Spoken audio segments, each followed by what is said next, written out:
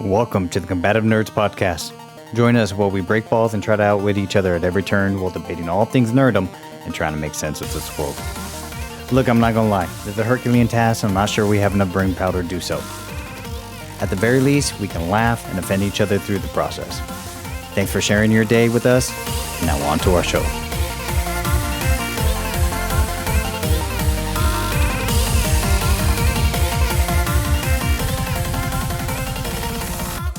Hey, what's going on, guys? This is Raiderlance and Not Maggot. So thank you for joining us for kind of our second part, but we're going to launch into a different type of Andrew Tate episode. If you missed the first part where we gave you an update of Andrew Tate case, once you pause it here, jump back, listen to that, and you'll see the lead up to this one. How you doing, brother? I'm doing well. Thank you. How about you, man? I'm doing good, brother. The reason why I'm laughing, you'll never hear it because I'm going to edit all that crap out. All right, so let's do a little housekeeping. Like, subscribe, share. You guys have been really supportive. I'm assuming, you're very interested in this Andrew Tate phenomenon, and you're trying to hear a different perspective, and we're trying to give you ours. Well, we got our biases, but we're trying to be open about it. So when reporting on the facts and all our previous episodes, I've crapped on Andrew Tate. I've said nice things about Andrew Tate. In general, how I feel. I think he gives some great advice, and I think he gives, a much smaller percentage of horrible advice. So I keep on saying he gives this advice, he gives this advice, he gives this advice. Well, let's talk about some of his advice. Let's see if we agree with it. Let's see if we agree with part of it. Let's see if we can't stand any of it. And so, again, my general thesis is 80% of what he says is good. Might not like the messaging, but it's good and young men should hear. 20% is poison if you take it just by itself and you don't try to even out or polish those edges by hearing other people or better mediums from hearing his message. So I am now calling these, and I'm sure I'm not the first one, Tateisms. So what is an ism? ISM. An ism is defined as a distinct practice, system, or philosophy, typically a political ideology or an artistic movement.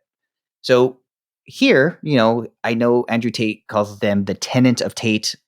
I'm not subscribed to any of his stuff, so I haven't seen those tenets. I'm sure they're out there. But what I like doing is I like hearing these little clips and seeing if I agree or disagree. So Not Mag has been very kind in willing to go into this discussion. And so I'm going to play some videos of what Andrew Tate says, and then Not Mag and myself are going to discuss what we liked, what we didn't like. If we didn't like a lot of it, is it salvageable message? Can we find some common ground? So the same with the listeners, whether you agree, disagree, think about it critically, what he says. Try to not throw out the baby with the bathwater. Keep the good parts, excise the bad. And make up your own mind, see who you are as a person. So, you ready now, Meg? Let's do it. All right. So, this is a first one, and this is his general advice for men, specifically young men. And this was when he was on the Piers Morgan episode. He's been on there, or the Piers Morgan show. He's been on there a number of times. I don't know which time it is. But I will set up the audio, and then let's listen to it, and let's see what he says. What do you say to young men who come to you for advice? I say the most beautiful and the most terrifying thing about being a man is you're born without value. Society doesn't care about you. You're only going to be cared about based on how useful you are. You have the chance to build yourself up and become a superhero if you're prepared to do the hard work and be indefatigable enough to never quit. But if you're going to stand around and wait for a handout, nobody's going to ever respect you. And it's your duty as a man to stand up and say, I want to be as important and strong and good-hearted and God-fearing as possible. And I need to work hard to achieve those things. Not Meg. Your thoughts? Man, I almost want to see a transcript of that, because part of it I agree with, and another part of it I'm like, I don't feel like you're talking about stereotypical men. Explain. So there's the element of respect, right? If you're sitting around, you're not productive in society, you're expecting a handout, you're not going to have respect. And that's true in most cultural norms, right? There is a value ascribed to people based on their productivity, right? What they contribute, what they give back. So we look at people based on their success, right? Utility. Exactly. And so to that, I do agree that there is a level of respect that is given because of utility, right? They're viewed as a tool. You're only as useful as the tool, right? Right. But I feel like what he's saying about not having value kind of goes against the God-fearing nature part of it, because there is a value that is ascribed to every single human, or should be ascribed to every single human. And I feel like I see what you're saying. when he's talking about the fact that you're going to be viewed that you don't have value unless you do something, I'm like, isn't that the cry of the feminist movement? Interesting. I think what you said highlighted something that everybody needs to keep in mind. Context. We listened to a 30-second clip and did not listen to the entire conversation. We didn't understand the buildup. We didn't understand where it came from. So if you're talking just his words, I would agree with you. There's two components of value. There's the value of human life, and then there's the value of a person and their utility to contributing to society, their family, their loved ones. We don't know if he was talking about human life in general. Now, I seen part of the Piers Morgan interviews, and in general, it was specifically, what do you say to young men? So I would wager he was not talking about human value of life, just being a person, having a soul. I think it was specifically of, hey, young guys, what do you need to know growing up? What do you need to keep in mind as you transition to young man into man, right?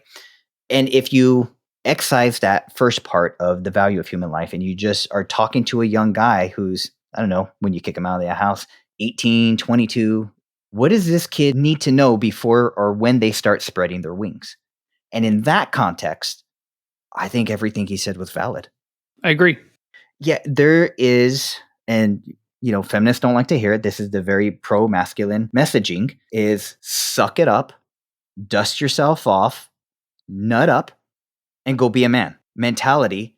And I do not disagree with that at a certain point because a man's value is determined by his utility.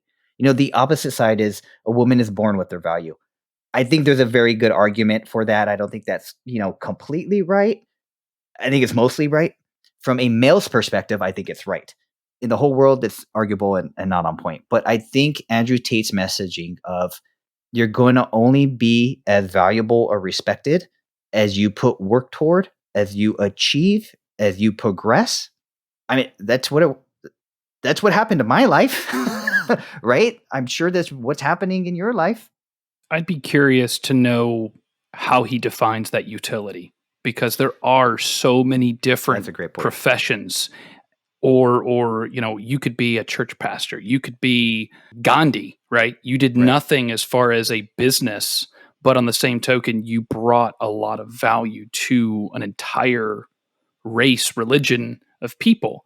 Right. And so I feel like utility is probably the piece that, you are as useful as your utility, as what you provide. But I think that's kind of where a lot of this can vary is, okay, what do we value? Where do we place that, right? Do we put utility in the same category as wealth? Or do we put utility in the number of lives you save for whatever reason, right? So it's like, I think that's something I would be extremely curious to know where he places a definition or what he defines utility as. I think that's a great point. I think you, me, and Andrew Tate can all agree that this dynamic is correct, that this is something that you should know and act on in your life as a young man. I agree that you put the three of us together and we determine what is of value in self-improvement and working on yourself. That's subjective. We're going to get drastically different answers. And the way I typically, before the other person speaks, look at how they're conducting their life. We know what Andrew Tate finds valuable because of how he conducts his life. Intelligence, power, riches, fame, being a strong mind and body. And he does mention spirituality. I could see people putting society first, family maybe a little bit more first than he does. I know he does talk about family quite a bit, putting spirituality at a much higher mark and need than he would. So I think that's where you're going to get your variances between per person. But I think the core truth of it, of you need to suck it up, stop crying about life and get to it. Whatever it is you may choose, you need to get to it as a young man. Yeah, ain't nobody coming to help you. Here's the way it was explained to me when I was growing up. It's the term drafting in race cars. It's that the first person goes forward and they break the wind for you so that you can draft behind them so that you might not be expending as much energy or speed. And so there's this idea of being in a flock, getting your social network together. people aren't usually going to run by you, pick you up off the ground, and bring you along with them. If they are their mentor and they did you a solid, normally you got to be moving in that direction, moving that same speed, moving toward that same goal, and then you're going to get those hands to help you build a bigger and better team. So just my experience. No, it's absolutely true. You have to pick a direction, and in my experience, rather than, you're basically looking at two things. You're looking, where am I going? And then who am I going there with? Yeah. And I think that you have to surround yourself with both of those groups, right? So where am I going? You're looking at that mentor, right? You're looking for that person that's been there, that's already there, that's in essence volunteering to reach down and help grab you correct when you fall, right? Pulling you forward. And then you have the people that are, okay, who is also in my peer group community that is helping me get there? But a lot of those things require some form of social contract. Yes. We have to agree on the same values, right? Yes. And if we disagree on certain aspects, but there are certain core tenets that we must equally agree. And if we don't, then it's over, right? We're either my values are incorrect to you and we can't be friends, or your values are incorrect to me and we can't be friends, because there are certain things that are hard lines that we draw in the sand when it comes to those people that we're traveling with. Yeah. I might be incorrect in my statement, but I believe Andrew Tate created a system or a program called the War Room, where he gets all his associates that he bands with, and they have these group meetings and philosophies, and you can get on a subscription to listen in on that type of stuff. But yeah, he's doing exactly what you said. He has a group. They have their goals in mind. They're all pursuing it together and stronger for it. So next video I want to queue up. This one really made me pause and think about it.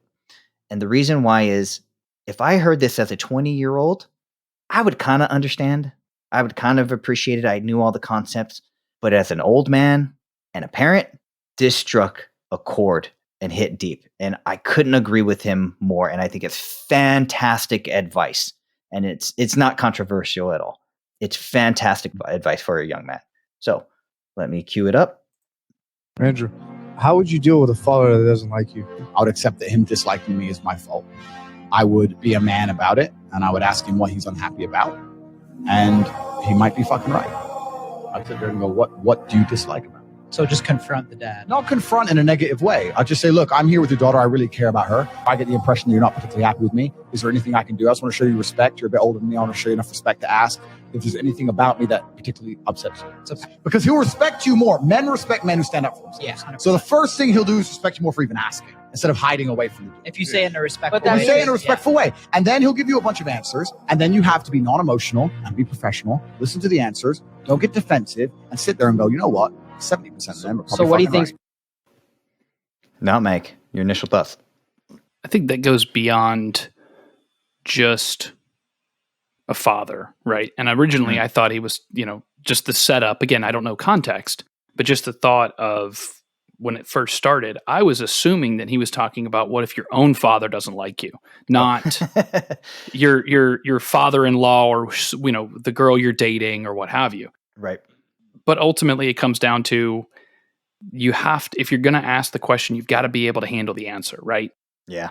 And but more importantly, I think he's right, because you have to understand that there's people that are going to have their preferences, right? You and I may not necessarily always get along. That's fine. But that doesn't necessarily mean that I'm going to keep you at an arm's length, right? And so there is a piece to that where you have to ask those questions. And I do agree. I mean, as a father, if someone stands up for themselves, emphasis on respectfully, which was in that clip multiple times, there is a respectful way to have that conversation and talk through it, work through it. And you can't defend yourself. You can't defend your actions, because your actions are what got you into the place to begin with. So it's small steps along the way where, yes, you're standing up for yourself. Because if you're standing up for yourself as a father, I'm thinking, okay, this person stood up for themselves. There's a better chance that this person's going to stand up for my daughter. Exactly. Right. And so that is something that does resonate, that does speak volume. And then you're basically asking me for my opinion and I'm giving it to you. I'm not asking you to get into a debate. Yep. You asked me my opinion. I'm sharing it with you. Now, it's kind of the old adage that, when your significant other is venting about something, you have to stop and ask yourself, are you venting to me to solve the problem Yep. or to just listen, right? Do you want me to fix it or do you want me to listen? Because they're two different hats, right? Yep. And so you're asking this person, and I think, again, it goes beyond just a father. You're asking this person, what did I do wrong? Right? You're asking this person, why don't you like me? You may not like the answer, but you asked the question. So you owe it to the person to sit there, shut up, and listen. Yeah, and for any of you guys who missed that, Not Mag just gave you a pearl of wisdom as a married person. I use that line of, are you asking me for advice or do you want me to listen? I would say once a week with my wife, and it has changed our relationship for the better. Just try it out and be willing to, and don't be a dick about it when you say it. Genuinely ask a question like, hey, do you want me to listen or do you want advice? I need to know what hat I'm wearing. So, okay. That is a not magism. I wish I could take credit for that genius move. It took me several years to even stumble across that in a book. Yeah. And, it's huge. And then I'm like, oh, shit. But the married people that get that, like when you bring that up, they go, oh, yeah, that took me 4 or 5 years to figure that shit out. Yeah. But then afterwards, they're like, yep, I use that so frequently because you do get feelings hurt when you try to solve the problem. Yeah. Right? Yeah. And so when you try to defend, so you ask the question, they unload on you, right? They tell you all the things, their list of grievances that they have with you, and you try to go through point by point and defend it.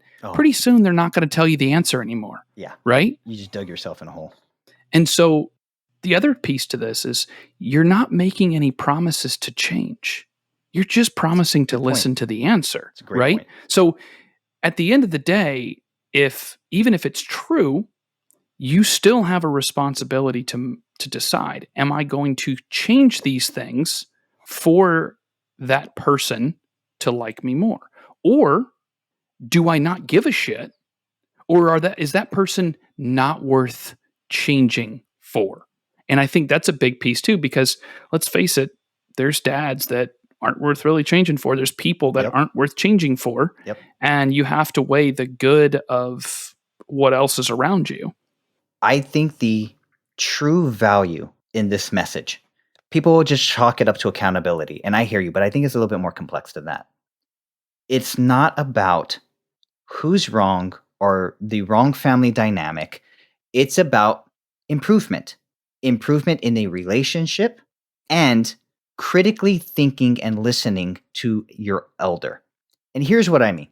If you're 25 and you're dating this really cute girl and the dad doesn't seem to like you, you know what you want from her, you know what you want in life, and you know that you're tired of this guy not treating you with respect. Here's what the dad knows. He's dated somebody else's daughter. He's been your age. He's probably dealt with the father who also didn't like him, but he also knows what it is to be a father. He also knows his concerns of protecting and how he's handing over to this little shit who doesn't seem to get it. You need to understand, he has your perspective. He has his perspective. You only have yours as a young man. So it would behoove you to, like Not Maggot said, you don't have to change, but it would behoove you to listen to that other person's perspective because you might not know it. You probably don't understand where he's coming from. And what you think makes you great, he might look as something that can hurt his daughter later on. I'll give you an example. I know this guy relatively lives in my neighborhood. He's a little shit. He's 22. His grandparents bought him a house. He's an influencer and a DJ. He thinks he's a man. And he just sits there and talks about how great he is in his following. And yes, he has a very large social media influence. There is no way he can understand from my perspective. You might come from a well-off family. You might have a career. You might be traveling around. You're not dating my daughter, asshole. Because what are you doing when you're going to these clubs and dancing and playing this music? What are you doing when you're talking to all these women? My daughter's just going to be a notch on your belt so you can fuck off, right? You don't understand the other perspective. And as Andrew Tate said, Listen to him. And I thought it was very important that Andrew Tate said you got to be honest with yourself and realize that he's probably 70% correct. The elder is going to be a majority correct in all the things they're going to lay out. And if you sit there and you defend yourself and what about this? Or, hey, you're not a good father. You did it yourself. Or you're a scumbag in this other way. It doesn't matter. What he's talking about is the current situation and whether or not you want to improve on the things that he dislikes about you. It's a very different perspective. And so I agree with you in general. And also, there's the other piece to it, right? It could just be that he doesn't realize that he's putting out that kind of body language or message that you're unlikable, right? You could be unlikable.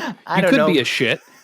But there are some people that are more closed off, right? They're less welcoming, less inviting, and so they naturally put off either a unwelcoming persona, or they could just be the king of the douchebags, and that's also possible.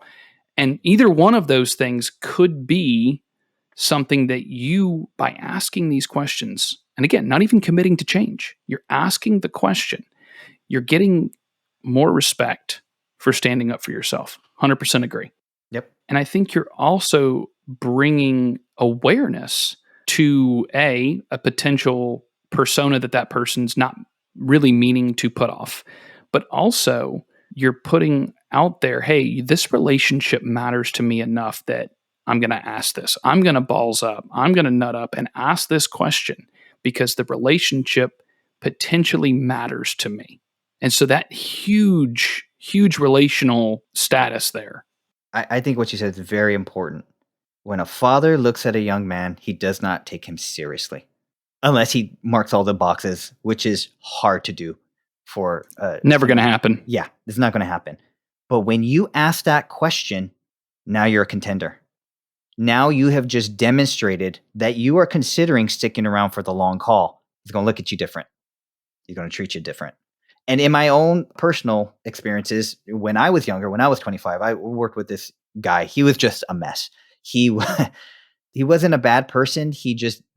Let's just say he did not listen to any advice that Andrew Tate would give about self-improvement, right? This guy just had it rough, couldn't get a date, unlikable, everything going wrong with him.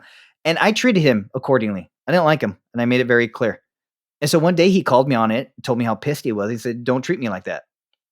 He earned a little bit more of my respect. Still don't respect him in general, but I did tame my disgust for him. And so it's just a male on male dynamic. You need to know about it. Go earn your self-respect. And if you're just there with his daughter to fool around, well, then you just proved him right. So you should understand why he doesn't like you. Whether or not you want to improve on that or not, it's up to you. But I think it's valuable. All right, let's get into the next video. And this one is going to ruffle a little bit more feathers. And that should make for a better conversation. So let's hear it.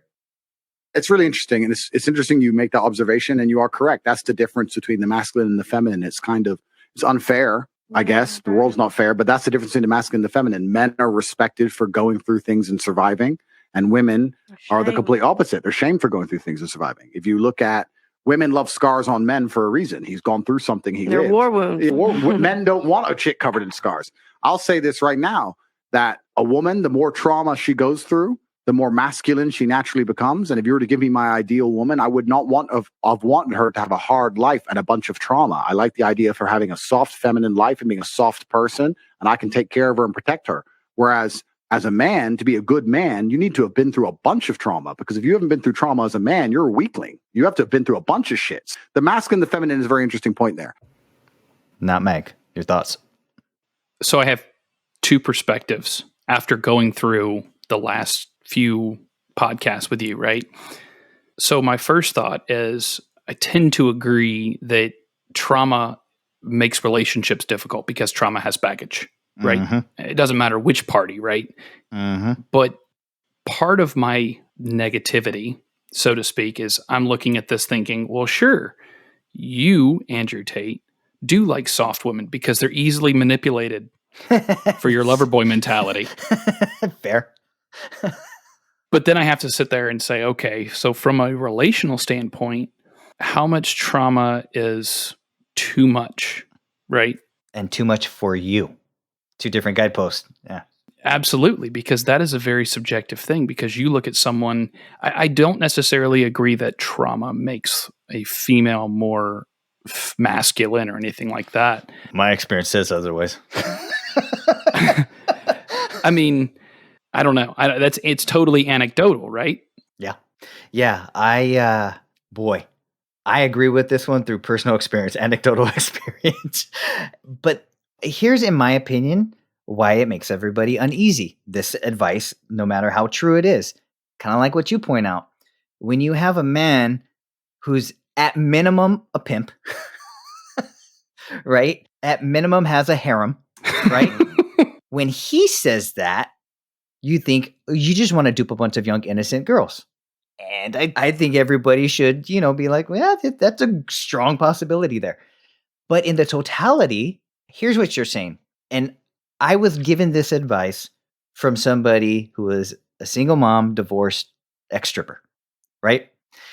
And what she was saying is marriage is hard enough. Relationships are hard enough. Why would you add to them? Why would you create stuff as being a single mom? Why would you create stuff as a kid from a different parent? Why would you add stuff as a past entertaining other men? She understood the baggage she brought to the table and how it was a harder sell to a new person. Now, I'm not saying you don't date strippers. I'm not saying you don't marry people who have kids. I am saying it is going to make the relationship harder, but for those events, occurrences never happening. I think that's a solid point. I agree. I mean, coming from a blended family, both my parents obviously remarried into families that had, children of their own. And merging those dynamics is extremely difficult, not only on the children, but it's extremely difficult on the parent. I mean, I gave my stepdad so much shit until we ironed it out and got on the same page. And ironically, part of it was because I saw him protect or stand up to me for being an asshat in defense of my mother. And so, again, it wasn't anything more than just me being stupid and saying something that pissed him off. But he stood up in that moment and defended my mom. And that stuck out with me as, oh, you're not just here because my mom's convenient. You're here because you actually care for her, because you don't stand up to somebody if you don't give a shit. Yeah. Right? And so it ironically harkens back to what Tate was saying before about when you stand up, as a man, you stand up to another person, another man, you garner more respect. And that's my experience in that dynamic. It doesn't necessarily just go from youth to older. It also works the other way, especially in these blended family situations. That's a good point. I see this advice as being, you can take it in two separate ways. One, you can look at whether you call it double standard of baggage on women and baggage on men. And you could take it purely from the man's perspective of, do I want a relationship with a girl who has more baggage, more scars? I think if you look at it from the male versus female, masculine versus feminine, I think it's fair assessment. They've done tons of studies that you can look up. If you ask a man what kind of partner he wants a woman with little experience, specifically sexual experience. If you ask a woman, she wants a man with a lot of sexual experiences, even if she had none before. You can look at it as women tend to be attracted or marry men who are older. They don't have a cap on it. They'll go 30, 40, 50, depending on his wealth, where no matter the man's age, he's always going to prefer, 20 to 25, straight across the bar. And you can say whether it's wrong or right. I think this is just a general perspective. And I think, sometimes for a man, it's too much baggage. It can break him. It can make him not do well in relationships because he has to be so closed off. But in general, with opportunity and pain comes wisdom. It's just something that men are more accustomed to growing into. Now, women can do that, but I do see a dynamic that when women have to undergo more stress and pain, they typically lose some of their emotional states, which is what makes women so beautiful, so attractive. They're, the complement to men. Men are supposed to be more logical. Women are supposed to be more emotional, and it makes for a good mix. If you get a woman who's not just critical thinking, not just logical on her own accord, but had to create barriers and close off walls of her mind and her heart so that she could move forward in this life because she got screwed over, because she had horrible parents, because she had to raise herself. That is a much different dynamic than a man becoming more sure in himself, more hardened, and more determined to be a protector and provider. Yeah, completely two different animals. And I think there's immense value of what Tate is saying, that a man should just understand that going into a relationship, right? Strong and independent woman might not always be a good thing for you.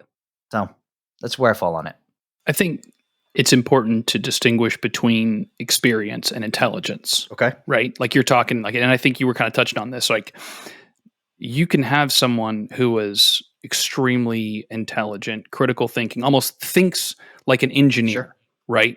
Approaches things very logically and still be emotional. Sure. Right? And so, but I also think that there are some men who Tate would probably call soft that do pair well with I see where you're a going. woman that is harder. I agree. So there is, you know, they always say soft times make soft men, hard times make hard men, right? Strong men, right? So I think that there is some of that that's also possible.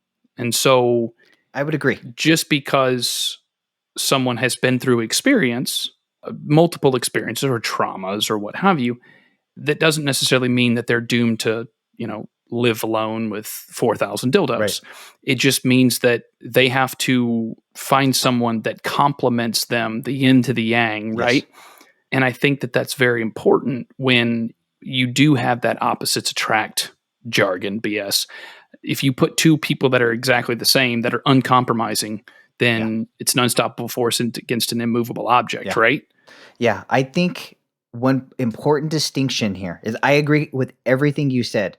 Where I have a problem with is how current society is force feeding men and saying, hey, this is a double standard. You need to become softer. Bullshit. If a man is soft and he doesn't want to become harder, he can go with a woman who's harder, who doesn't want to be soft. I think it's unfair to tell men, hey, become softer, more understanding, be willing to do dishes, or become a second mother if you don't want to. Right? It is a preference here, and no one should say that a strong, independent woman who doesn't need a man is the perfect wife and mother of your children for you.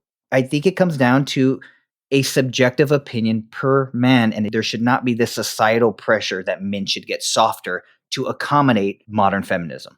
Well, I think you and I talked about this before as well, and that was something that I kind of touched on, was the fact that in the same breath that they're saying men soften up, they're also going to women who are choosing to be stay-at-home moms, who are choosing you know, stereotypical jobs, nursing, teaching, and they're saying, well, you should be out there doing the same things as men. You should be joining the military. You should be, and it's opposed to leaving it to choice, saying, look, just because these are stereotypical norms doesn't mean that you have to do them.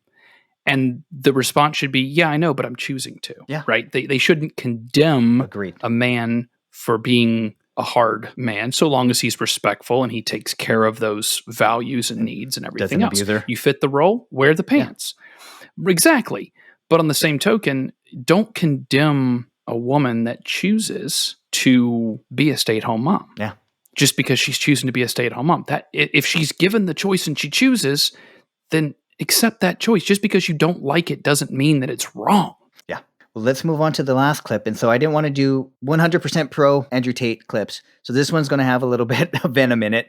I agree and I disagree with this one. And I'm not sure if I disagree with the principle or if I disagree with the way he said it. But what I will say is this is one of those where, given the context of who he is, it is hard not to extrapolate where he's taken this and what it actually means. So let me cue it up.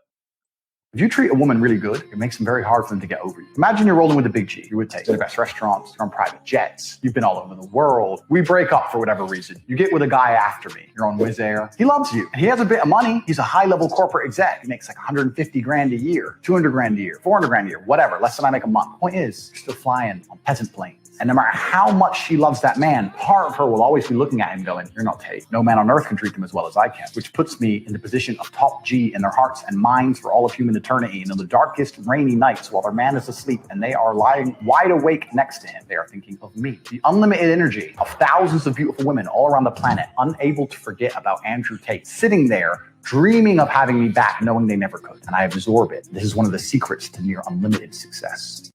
I think if you look up narcissism, that video would just play. Okay, so here's the thing. But he's right. There is a recess of every man's mind. He wants to be, her first. He wants to have the biggest cock she's ever seen. He wants to satisfy her to ruin her for every other man after him if he doesn't want to marry her. Like, there is a part of every man's brain that thinks that. Would you dispute that statement? I mean, we're sitting here on a startup podcast, so clearly we don't have infinite wealth. For sure.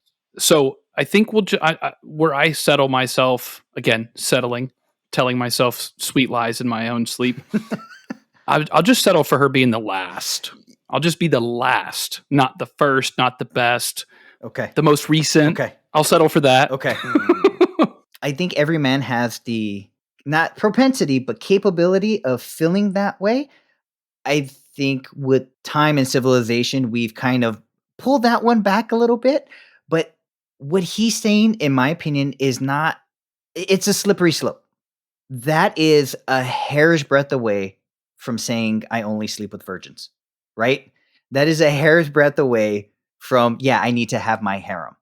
That is a hair's breadth away from being so dominant, you're actually getting off on other guys being cucks to your impression on her.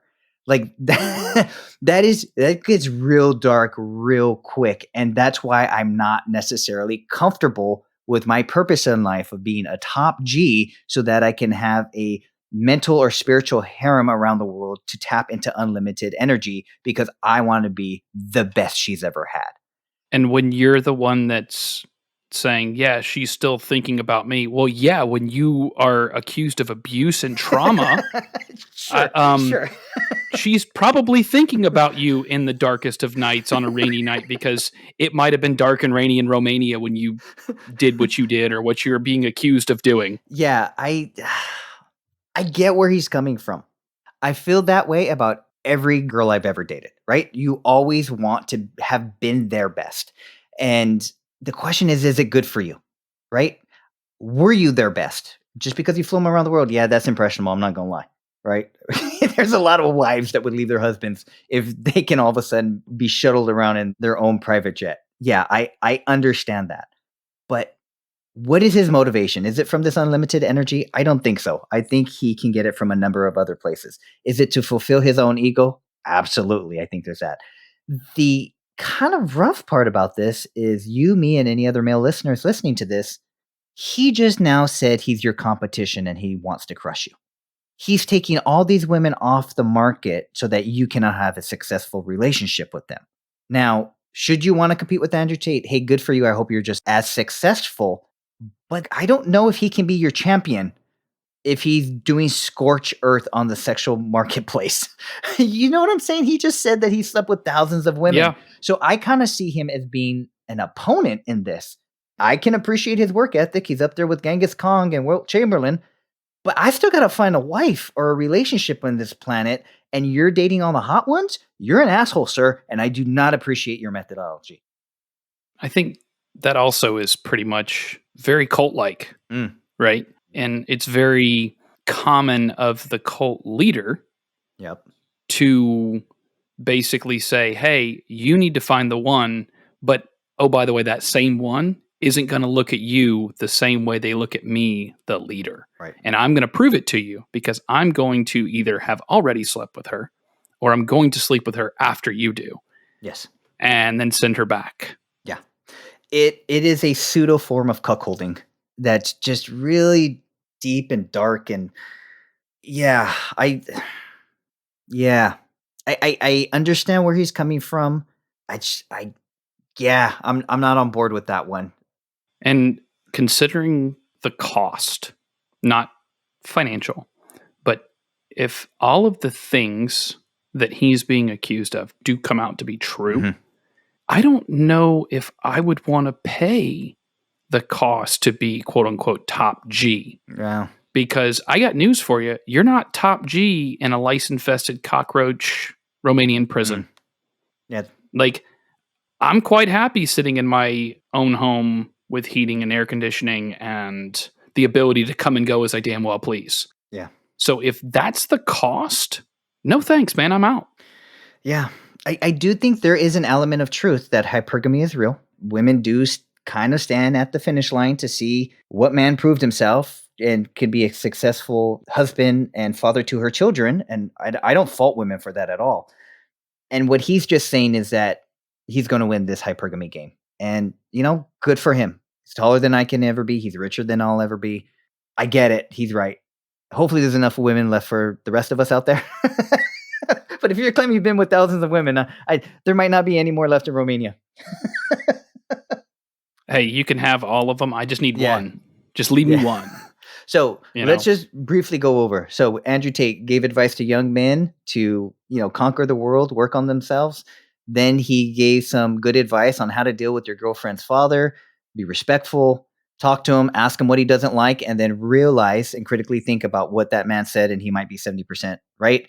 He talked about the difference between masculine and feminine and how men going through stuff makes them a better man, where women going through stuff and acquiring baggage and scars usually makes them more masculine, which makes them harder to deal with in a relationship. Last part was kind of my words. And then the end was, hey, I'm winning that hypergamy game and I'm crushing all you other guys and all these women. So again, a lot of great messaging there. Yeah, but some of the stuff he says, I'm like, I got to part ways with you, sir. But good for you. Any final thoughts? Again, I said this from the beginning. I don't feel like what I'm identifying with or saying, I agree with that statement. It's not revolutionary. It's not, he's not coming up with new things. So calling them Tateisms just because he said them is true. Basically it's just regurgitation-isms. True. Good job. Very true. But to me, in everything, even to this point, I have not found enough where I'm just like, oh my God, I've got to subscribe to this guy. I'd rather subscribe to our channel. Yeah. Please do so. Yeah. Well, I think I am. I am subscribed, I think. Well, maybe. Try it out. I'll get the notification. All right. Well, everybody who's been listening, we plan on doing a few more updates. If you want to listen more of these Tateism episodes, if you want to hear our viewpoint of his opinion. If you don't, let us know. We can move on and toggle to something else. Just like, subscribe, comment, let us know. We thank you for all the support. And again, I have to say it. Thank you, Andrew Tate and Tristan Tate, for giving us this content to make. I appreciate it. So, all right, everybody, if you are willing to listen, we are willing to talk. Catch you later. Bye. Peace. That's it. That's our show. Thank you, everybody, so much for your support. It's been truly tremendous. We're going on a short little hiatus. Check the update so you can see why. Please do us the favor and like, subscribe, share this podcast so we can get some traction. Once I get around to it, check us out on our socials. Out of Nerds on Patreon, Instagram, Facebook, LinkedIn. You know the deal. Thanks for hanging out, and we will see you next episode.